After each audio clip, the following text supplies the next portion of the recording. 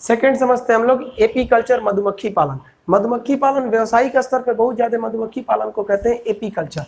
मधुमक्खी का जो शहद होता है, ये शहद जो होता है इसमें फ्रुक्टोज और सुक्रोज होता है। मधुमक्खी की जो चाल होती है वो 16 मील प्रति घंटा के चाल से ये चलती है। मधुमक्खी प्रति घंटा का चाल इसका होता है। मधुमक्खी का जो छत्ता होता है जिसमें मधुमक्खी रहती है, मधुमक्खी का छत्ता वो मोम का बना होता है। मधुमक्खियां इसको नेचुरली बनाती है। मधुमक्खियों की जो फैमिली होती है, फैमिली में मधुमक्खी के 3 कैटेगरी रहते हैं पूरे फैमिली में। एक इसमें जो होती है रानी होती है, और कुछ इसमें नर होते हैं, और बाकी इसमें श्रमिक होते हैं, श्रमिक जो नपुंसक होते हैं। अब इसमें समझिए छत्ते में क्या कैसे मधुमक्खी का उत्पादन होगा। एक ही रानी मधुमक्खी होती है, नर की संख्या कुछ ज्यादा होती है, सबसे ज्यादा संख्या में श्रमिक होते हैं जो नपुंसक होते हैं। रियलिटी में ये जो श्रमिक हैं यानी जो नपुंसक मधुमक्खियां हैं, ये जब पैदा होती हैं तो ये फीमेल रहती हैं। इन्हें नपुंसक बनाने का काम रानी मधुमक्खी करती है। समझते हैं कैसे कर देती। जब मधुमक्खी अपना अंडा देती है तो उस अंडे में, छत्ते पे मधुमक्खी के अंडे में बहुत सारे अंडे रहते हैं। तो रानी मधुमक्खी के शरीर से एक एसिड निकलता है। रानी मधुमक्खी के शरीर से एक एसिड निकलता है जिसका नाम होता है अल्फा कीटोग्लूटेरिक एसिड। अब रानी मधुमक्खी करती क्या है, रानी मधुमक्खी जैसे अंडे से बच्चे निकलते हैं वो पूरे बच्चों के पास घूमती है ताकि उसके शरीर से निकलने वाला अल्फा कीटोग्लूटेरिक एसिड सारे मधुमक्खी से जो नए बच्चे निकले हैं सबके शरीर पर लग जाए। रीजन क्या है कि अगर ये एसिड किसी मेल के शरीर पे लगा तो उसे कोई इफेक्ट नहीं करेगा, लेकिन अगर कोई फीमेल बेबी है, फीमेल पे अगर ये लगा तो फीमेल को वो नपुंसक बना देगा। तो रानी मधुमक्खी जानती है, सारे छत्ते पर घूमती रहती है रानी कि जो अंडा तुरंत निकला है 1 हफ्ते के अंदर अंदर वो सबको अल्फा कीटोग्लूटेरिक लगाना चाहती है। जानती है कि मेल को तो कोई इफेक्ट नहीं पड़ेगा, लेकिन अगर फीमेल को लग गया तो वो नपुंसक बन जाएगी। अगर फीमेल नपुंसक नहीं बनी तो आगे जाकर वो उसकी सौतन बन जाएगी, क्योंकि वो भी बड़ी होकर रानी बन जाएगी। और ये 1 हफ्ते के अंदर अंदर कर देना है, इसलिए वो रानी मधुमक्खी 1 हफ्ते के अंदर अंदर पूरे छत्ता को कर देती है, और पूरे छत्ता के अंदर केवल और केवल नपुंसक मेल रह जाते हैं और रानी और बाकी नपुंसक हो जाते हैं सब। तो ये रानी मधुमक्खी का काम है। अब कभी कभी क्या होता है कि रानी मधुमक्खी पूरे छत्ते पर घूमती है और बाय द वे कोई एक फीमेल इस अल्फा कीटोग्लूटेरिक एसिड के संपर्क में नहीं आ पाती है और 1 हफ्ता का समय क्रॉस कर जाता है। अब उस पर ये एसिड काम नहीं करेगा।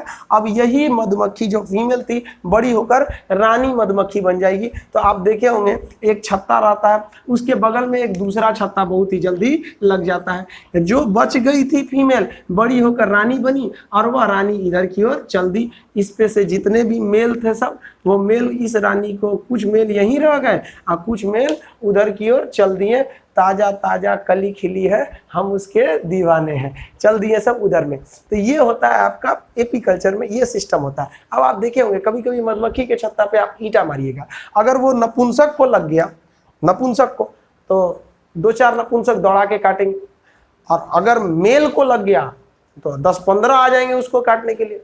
और अगर गलती से रानी मधुमक्खी को लग गया तब रानी दौड़ेगी तो उसके पीछे मेल दौड़ेगा, सब मेल के पीछे पीछे नपुंसक दौड़ेगा कि मैडम कहाँ। अब वो जिनको काटेंगे सब उनको बर्बाद कर देंगे सब। इसलिए मेल जो होते हैं ये तो कम संख्या में, तो सबसे बड़ी होती है मधुमक्खी के छत्ते की रानी। अगर रानी जिधर गई उनको तो बर्बाद कर देंगे। कभी कभी आप एक चीज और देखे होंगे, कोई छत्ता जो होता है ना वो खाली हो जाता है, उस छत्ते पे कोई मधुमक्खी नहीं रहती है, तो छत्ता खाली कैसे हो जाता है? तो कभी कभी क्या होता है कि रानी मधुमक्खी मर गई बीमार होने की वजह से, या कभी कोई ईंटा मारा और इत्तेफाक से रानी मधुमक्खी को लगा तो मर गई। तो नर कहेंगे सब अब हम क्या करेंगे, मैंने तेरे लिए जग छोड़ा तो मुझको छोड़ चली, भाग जाते हैं सब वहां से। तो कभी कभी छत्ता खाली हो जाता है। अब बात आता है एपीकल्चर में करते क्या है। एपीकल्चर में क्या होता है, जो रानी मधुमक्खी होती है जैसे अंडा देती है और जब अंडा फूटने का टाइम होता है तो उस रानी मधुमक्खी को पकड़ के डिब्बे में बंद कर दिया जाता है कि तुम अंदर रहो। तो उससे क्या होगा, जितने मेल हैं उन पे वो अल्फा कीटोग्लूटेरिक एसिड उन पे तो पहले भी असर नहीं कर रहा था। अब ये जो फीमेल थी रानी मधुमक्खी है ही नहीं है जो उन पर ये वाली एसिड लगाए। अब वो 1 हफ्ता 10 दिन का समय चला जाता है, तब रानी मधुमक्खी को छोड़ा जाता है।